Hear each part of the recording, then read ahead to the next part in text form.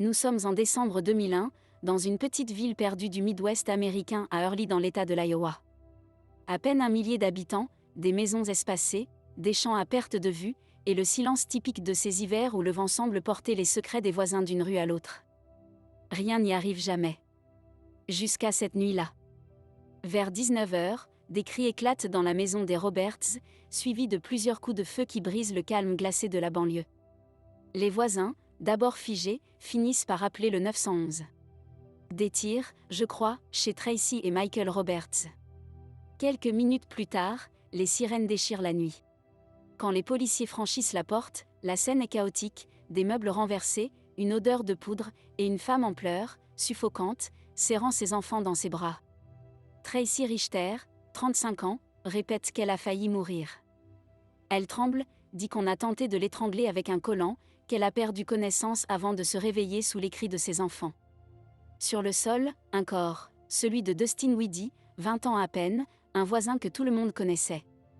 Il est allongé sur le dos, 9 impacts de balles, 2 armes différentes. Impossible de le sauver. Les secours emmènent Tracy à l'hôpital. Elle parle difficilement, la voix brisée par les sanglots et le choc. Entre 2 respirations, elle raconte que 2 hommes ont fait irruption chez elle. L'un, Dustin. L'autre, un inconnu. Ils ont crié, l'ont traînée au sol, étranglée. Elle a cru que c'était fini, puis, par instinct, par peur, elle s'est débattue, a attrapé une arme et tiré. Elle dit avoir agi pour protéger ses enfants, enfermés dans l'autre pièce. Quand la nouvelle se répand, Early tout entier se fige. Dans une ville où personne ne ferme jamais sa porte, cette histoire paraît invraisemblable.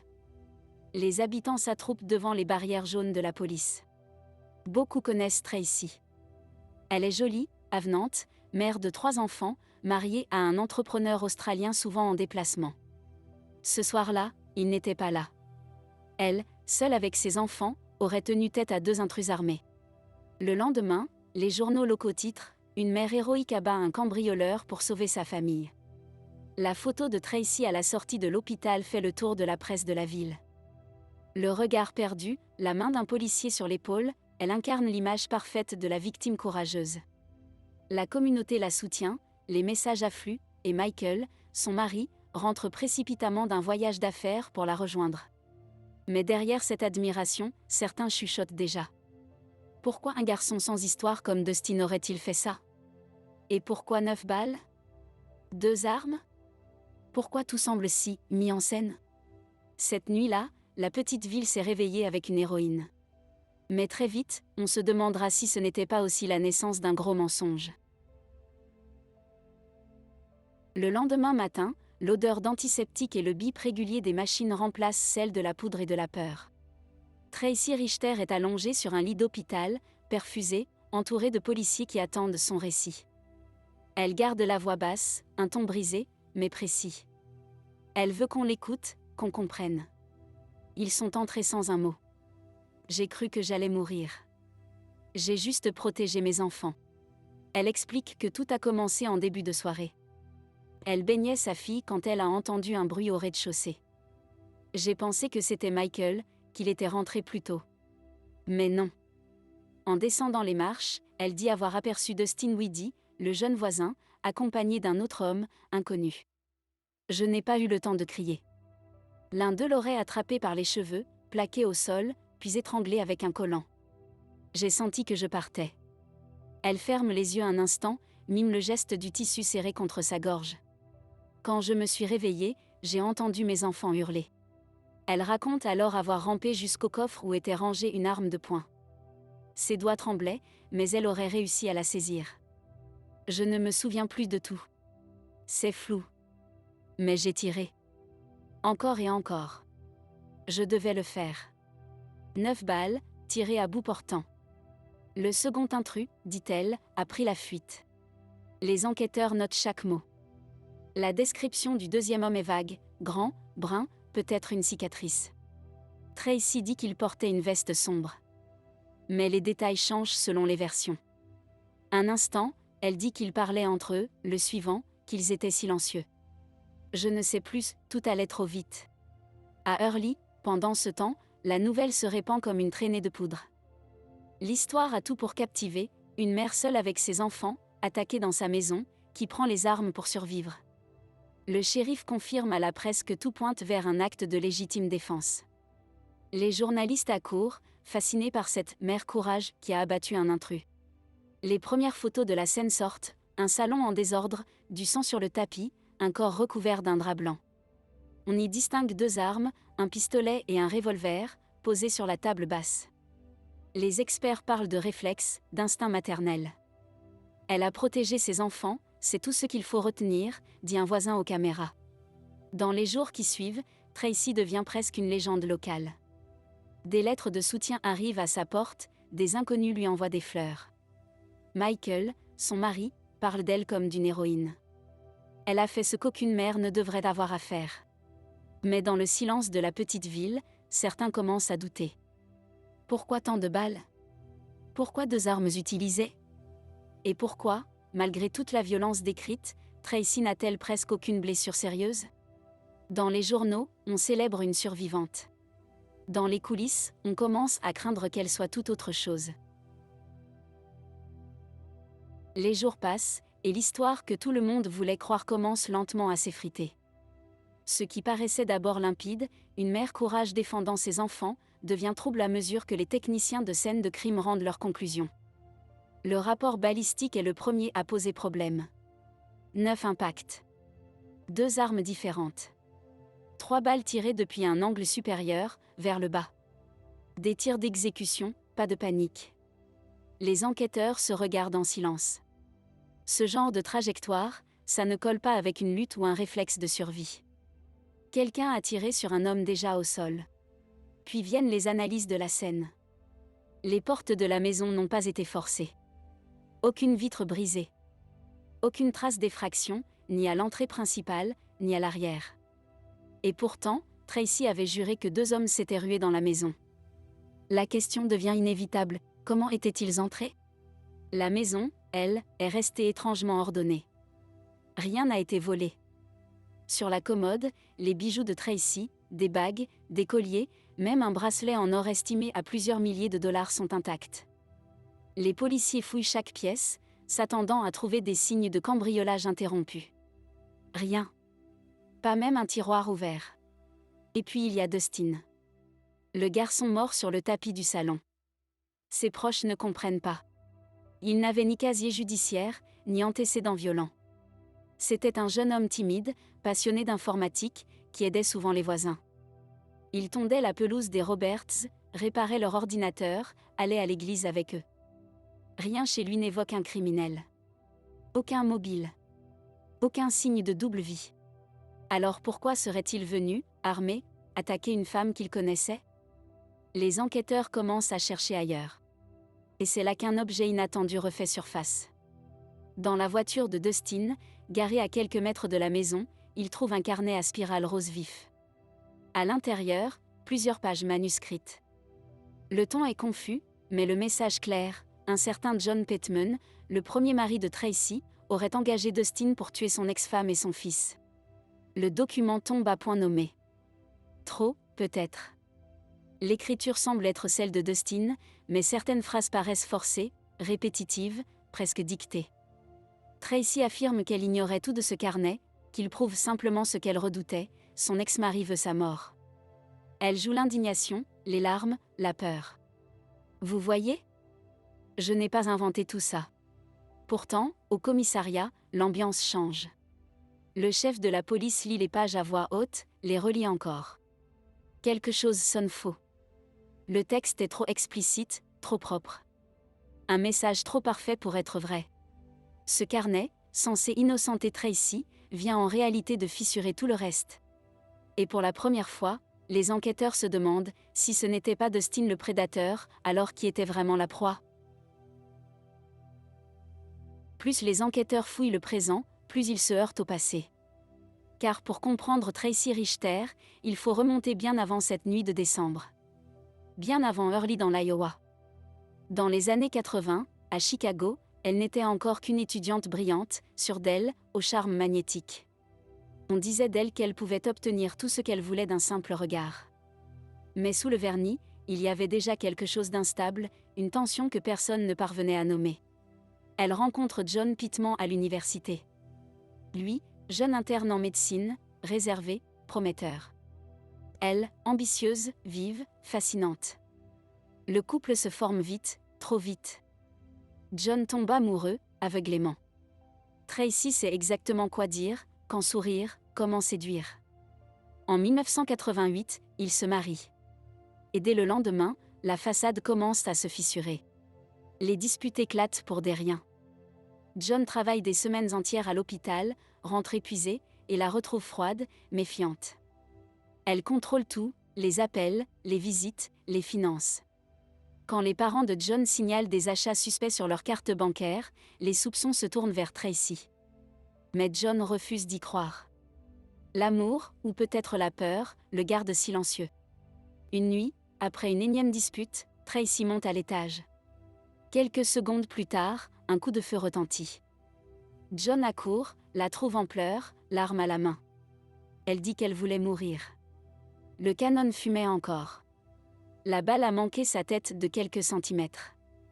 Les policiers arrivent, la conduisent en hôpital psychiatrique pour observation. Officiellement, c'est une tentative de suicide. Officieusement, John commence à douter. Était-ce un appel à l'aide ou un avertissement ? Quelques mois plus tard, elle tombe enceinte. Leur fils, Bear, naît en 1990. John pense que ce sera un nouveau départ. Mais rien ne change. Les cris reprennent, les menaces aussi. Tracy parle d'assurance, de testament. John découvre qu'elle a falsifié sa signature pour augmenter sa couverture vie. Quand il confronte Tracy, elle inverse tout, c'est toi qui veux me faire du mal. Le divorce devient inévitable. Et là, la véritable nature de Tracy se révèle. Elle accuse John d'abus sexuels sur leur fils, de violences domestiques, de manipulation. Les enquêtes, longues et douloureuses, finissent par la contredire, tout est faux. Mais le mal est fait. John est isolé, détruit professionnellement, ruiné.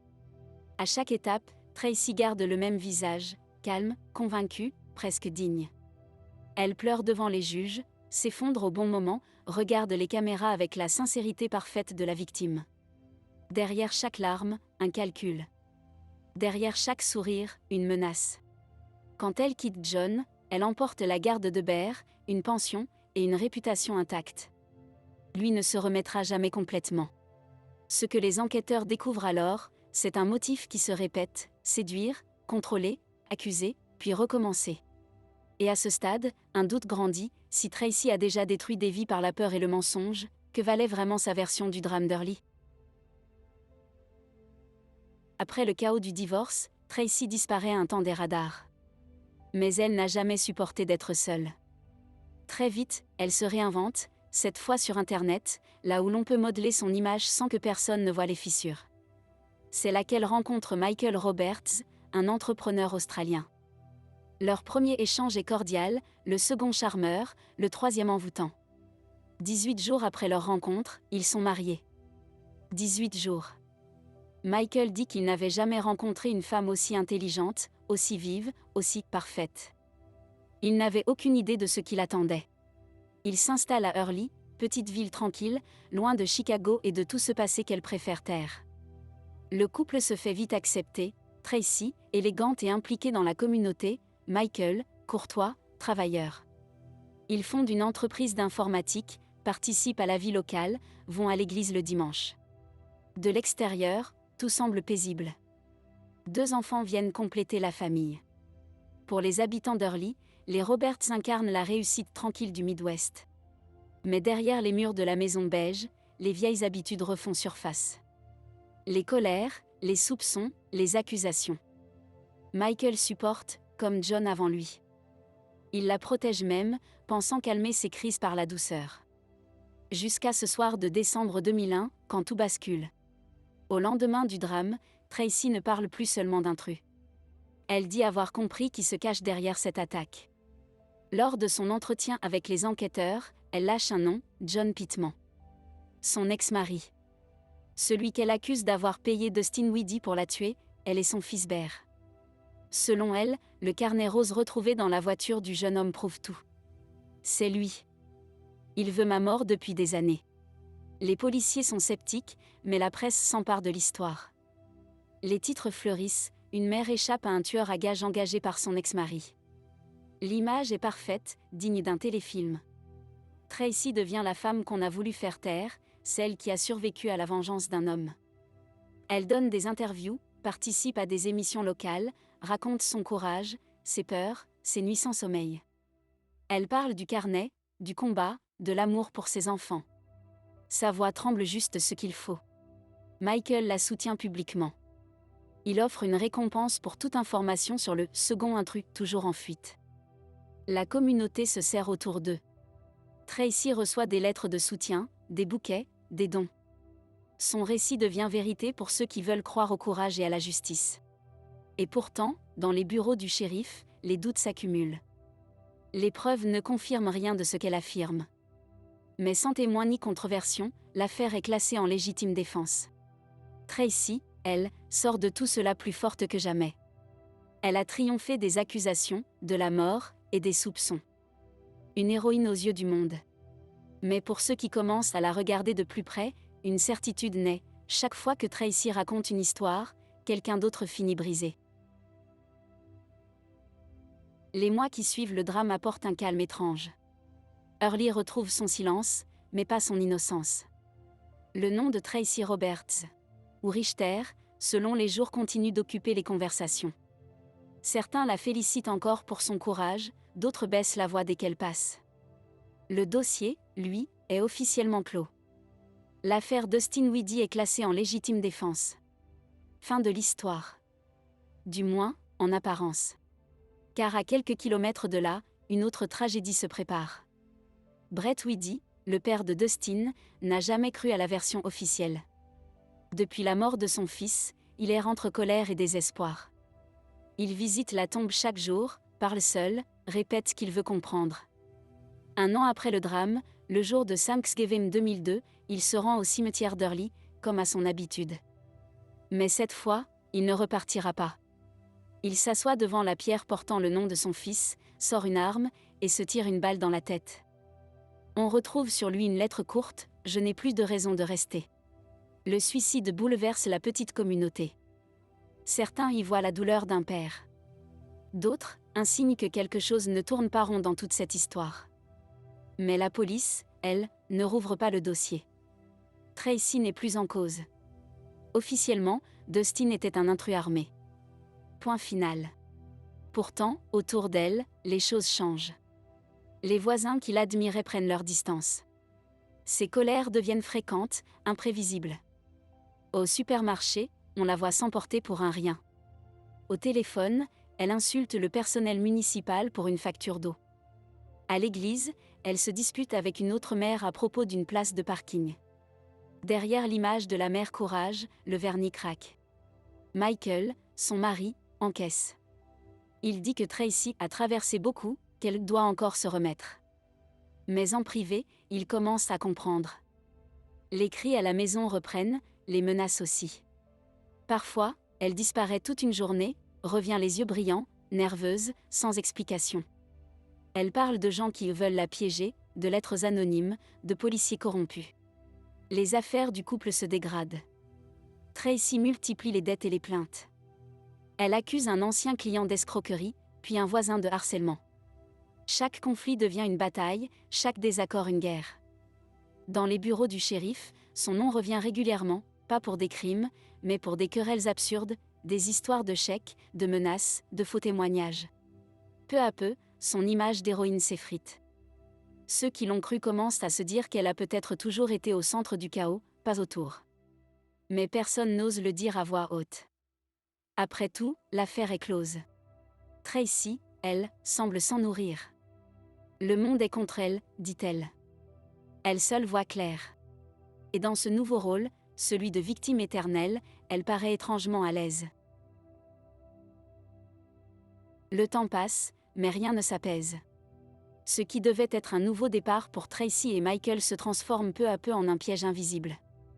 L'homme qu'elle avait séduit en quelques jours découvre, lentement, qui partage vraiment son lit. Ce ne sont plus les crises ponctuelles d'une femme blessée, mais des tempêtes de rage, imprévisibles et violentes. Les éclats de voix deviennent quotidiens. Parfois, elle casse des objets, parfois elle hurle jusqu'à ce que les enfants se réfugient dans leur chambre. Puis, comme si de rien n'était, elle se calme, pleure, promet que ça n'arrivera plus.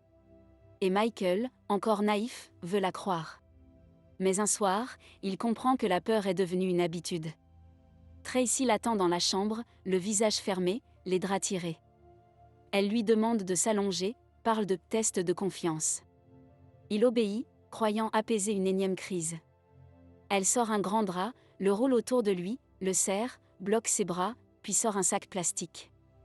Elle dit que c'est un exercice, qu'il doit lui faire confiance, jusqu'au bout. Il panique, manque d'air, se débat. Elle relâche enfin la pression, rit nerveusement et lui dit qu'il a échoué. Ce soir-là, Michael dort dans sa voiture. À partir de là, tout s'effondre. Il réalise que Tracy n'est pas seulement instable, elle est dangereuse. Mais comment le prouver ? Chaque fois qu'il parle, elle se place en victime. Quand il la confronte, elle pleure, appelle la police, dit qu'il la frappe. Une fois, il se retrouve menotté, arrêté pour violence domestique, alors qu'il n'a jamais levé la main. Tracy pleure devant les officiers, joue son rôle à la perfection. Quelques heures plus tard, elle vient le chercher elle-même, le ramène à la maison, et le serre contre elle comme si de rien n'était. Le cycle recommence, manipulation, crise, pardon. Michael comprend trop tard qu'il vit exactement ce qu'a vécu John Pittman avant lui. Les mêmes mensonges, les mêmes accusations, les mêmes blessures invisibles. Quand il pense partir, elle le menace de ruiner sa réputation, de lui retirer les enfants, de tout dire à la police. Et elle finit par le faire. Tracy porte plainte pour abus, affirme qu'il est violent, qu'il a mis sa vie en danger. Elle raconte tout avec une précision troublante, mélangeant mensonge et vérité, comme si elle rejouait une pièce dont elle maîtrise chaque acte. Bear, leur fils, devient une pièce de son jeu. L'enfant répète les mots de sa mère, dit qu'il a peur de son père, qu'il a vu des choses. Les enquêteurs, d'abord inquiets, finissent par comprendre que quelque chose cloche, les phrases sont trop parfaites, trop apprises. Mais le mal est fait. Michael perd la garde temporaire, sa réputation, et presque la raison.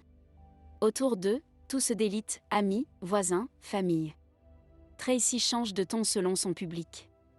Victime, confidente, accusatrice, elle sait endosser tous les rôles. Et Michael, brisé, réalise qu'il n'y a pas d'échappatoire. Tracy n'a pas besoin de tuer pour détruire. Elle sait le faire autrement, lentement, méthodiquement, en transformant ceux qu'elle aime en ennemis. Les années passent, et l'affaire Dustin Weedy tombe dans l'oubli. Tracy vit désormais sous un nouveau nom, loin d'Hurley, mais jamais vraiment tranquille. Elle multiplie les démarches juridiques, dépose des plaintes, accuse toujours ses ex-maris de l'espionner, de comploter contre elle. Dans le comté de Sac, les policiers en ont assez d'entendre son nom. L'histoire de 2001 est classée depuis longtemps, archivée comme une légitime défense. Pourtant, dans le bureau d'un jeune procureur fraîchement nommé, un détail attire l'attention. Il s'appelle Ben Smith, et il n'a pas grandi avec la version officielle. Pour lui, quelque chose cloche. Il rouvre le dossier sans prévenir Tracy. Il relit tout, les photos, les rapports, les témoignages. Plus il avance, plus les incohérences sautent aux yeux. Aucune porte fracturée. Aucun signe de lutte réelle. Pas de traces de pas à l'extérieur. Pas d'empreinte appartenant à ce prétendu second intrus. Même la cordelette qu'elle disait avoir autour du cou ne montre pas les marques qu'elle décrit. Tout semble fabriqué, pensé, organisé. Les experts en balistique confirment 2 armes, 9 balles, 3 dans la tête. Des tirs de contrôle, méthodiques. Et le plus troublant, les premières balles ont été tirées alors que Dustin était debout, mais les dernières, depuis le haut, sur un corps déjà au sol. Pas un geste de panique, pas une lutte. Une exécution. Ben Smith fouille plus loin. Il veut comprendre d'où vient ce carnet rose, cette pièce centrale du puzzle. L'analyse du papier et de l'encre montre qu'il a été écrit peu de temps avant la mort. Pas des jours, pas des semaines, quelques heures. Et les phrases semblent forcées, répétitives, comme si quelqu'un les avait dictées. John Pittman m'a payé pour tuer Tracy. Les mots sonnent mécaniques, sans émotion. Les reconstitutions révèlent une nouvelle hypothèse glaçante. Tracy aurait invité Dustin chez elle sous un prétexte banal. Peut-être un café, un service, une discussion. Puis, une fois à l'intérieur, elle l'aurait forcé à écrire le carnet sous la menace d'une arme, pour fabriquer une preuve. Une fois le texte terminé, elle l'aurait abattu, avant d'appeler les secours en jouant la victime. Les indices, un à un, détruisent l'image de la mère Courage. Tout ce qu'elle avait raconté à la presse, aux policiers, aux juges, s'effondre. Les agents découvrent aussi qu'après le meurtre, elle s'était rendue dans un journal local pour raconter son histoire, insistante, presque excitée. Une survivante trop pressée d'être admirée. En 2010, le bureau du procureur conclut qu'il s'agit d'un meurtre prémédité. Tracy avait planifié la scène, choisi sa victime, fabriqué les preuves, et manipulé tout le monde. L'affaire, qui avait ému tout l'État, bascule dans l'horreur froide d'une mise en scène. Le 27 juillet 2011, un mandat d'arrêt est signé. La femme qu'on appelait autrefois la mère héroïque d'Hurley redevient ce qu'elle a toujours été, l'unique architecte de son mensonge. Et cette fois, personne ne la croit. Lorsque la vérité finit par éclater, Tracy n'est plus vraiment Tracy. En 2011, elle se fait appeler Sophia Corina Baroni Edwards, un nom inventé pour un nouveau départ ou pour brouiller les pistes. Elle vit alors dans le Nebraska, tente d'échapper à ses dettes, à ses ex-maris, et peut-être aussi à sa propre conscience. Mais un matin de juillet, la porte s'ouvre brusquement. Les agents du shérif la plaquent au sol, menottes au poignet. Elle n'oppose presque aucune résistance. Juste un sourire crispé, celui de quelqu'un qui croit encore pouvoir s'en sortir. La nouvelle fait le tour des journaux, Tracy Richter, la mère héroïque d'Hurley, accusée de meurtre prémédité. 10 ans après les faits, le mythe s'effondre en direct. Le procureur Ben Smith annonce publiquement que les preuves prouvent une mise en scène totale, aucun cambriolage, aucun second agresseur, aucune trace d'effraction. Tout avait été orchestré pour créer un faux récit et détourner les soupçons. Dustin Weedy n'était pas un tueur, mais un pion. L'acte d'accusation est implacable. Tracy aurait invité Dustin chez elle, l'aurait forcé à rédiger le fameux carnet rose incriminant son ex-mari John Pittman, puis l'aurait exécuté de sang-froid. Ensuite, elle aurait tiré quelques coups supplémentaires pour simuler une fusillade, renversé quelques meubles, et serré autour de son cou une paire de collants afin de se blesser elle-même. Tout cela pour se poser en victime, et surtout, accuser ses anciens maris. Lors du procès, l'ambiance est glaciale. Tracy, assise droite, maquillée, parle avec assurance. Elle nie tout, dit qu'on la persécute, qu'on veut faire taire une femme forte. Mais les preuves sont trop précises. Les experts décrivent une scène sans signe de lutte, un tir final tiré à bout portant alors que Dustin était déjà allongé.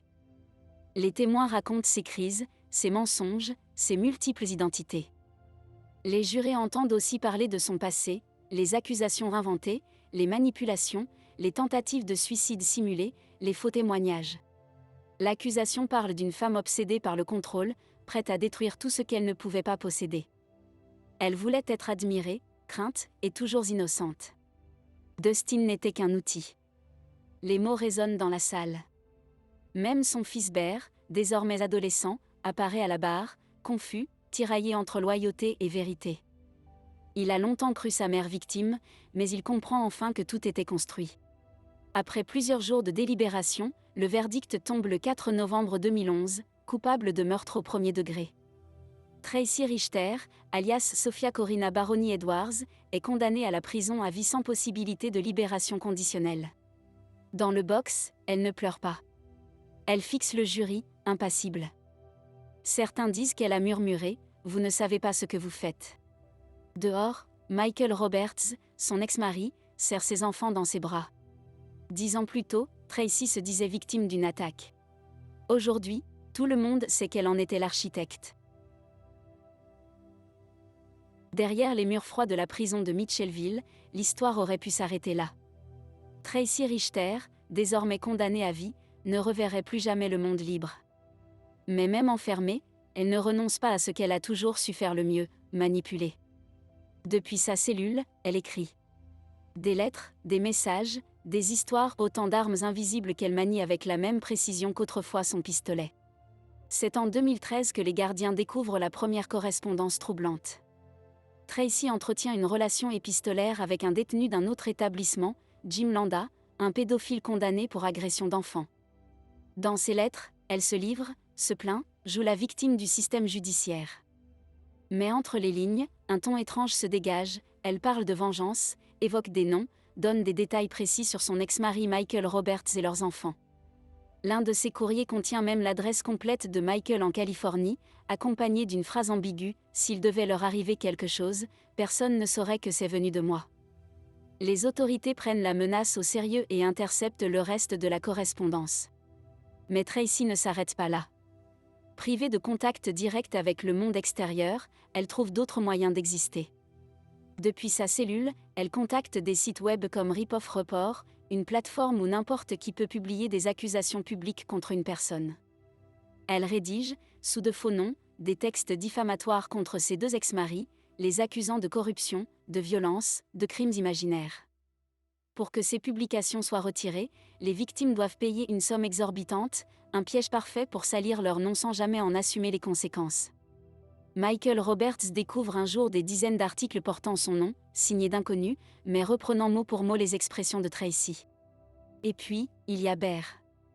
L'enfant qu'elle a manipulé, qui a grandi dans ses mensonges, est devenu adulte. Mais l'ombre de sa mère ne l'a jamais quitté.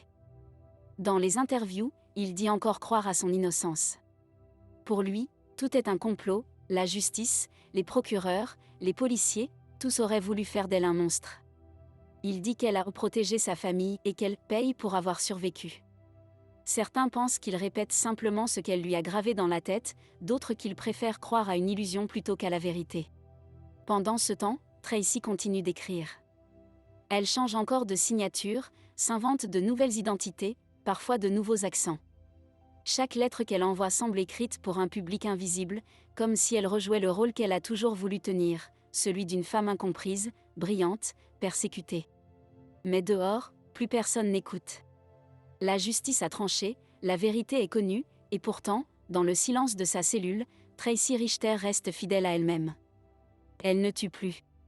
Elle n'a plus d'armes, plus de victimes à manipuler directement. Mais certains monstres, même derrière les barreaux, trouvent toujours un moyen de contrôler, avec des mots, des mensonges ou des souvenirs qu'ils laissent derrière eux. Les années ont passé, mais le nom de Tracy Richter hante encore les couloirs de la justice de l'Iowa. Ce qui avait commencé comme une histoire d'autodéfense héroïque s'est transformé en un cauchemar de manipulation et de contrôle absolu. Elle voulait tout, l'amour, l'admiration, la pitié, la puissance. Et quand elle ne pouvait pas les obtenir, elle les façonnait. À sa manière. Difficile, aujourd'hui encore, de dire où s'arrête la victime et où commence le bourreau. Tracy a su jouer les deux rôles à la perfection. Tour à tour épouse blessée, mère courage, femme trahie, elle a su faire plier ceux qui voulaient la comprendre. Mais derrière ses larmes et ses sourires, il n'y avait qu'une volonté froide, dominer. Et ce pouvoir, elle l'a exercé jusqu'au bout sur ses maris, sur ses enfants, sur les morts qu'elle a laissés derrière elle. La ville d'Early dans l'Iowa ne s'en est jamais vraiment remise. Dans cette petite ville sans histoire, la vérité a été enterrée bien avant Dustin Weedy. Entre les mensonges, les faux carnets et les accusations, tout le monde a fini par douter de tout. Même du bon sens. Tracy Richter restera comme une leçon tragique, certains monstres ne se cachent pas dans l'ombre. Ils sourient, cuisinent, élèvent leurs enfants, et quand ils détruisent, ils le font avec des mots, des gestes, et une conviction si parfaite qu'elle en devient presque crédible. Et vous, qu'en pensez-vous ? Était-elle une victime prise dans sa propre folie, ou une manipulatrice froide depuis le début ? Dites-le-moi en commentaire. Vous venez d'écouter Nocturne. Merci d'avoir écouté cette histoire jusqu'au bout. Si vous aimez ces récits sombres et réels, pensez à vous abonner pour ne rien manquer. À la prochaine histoire.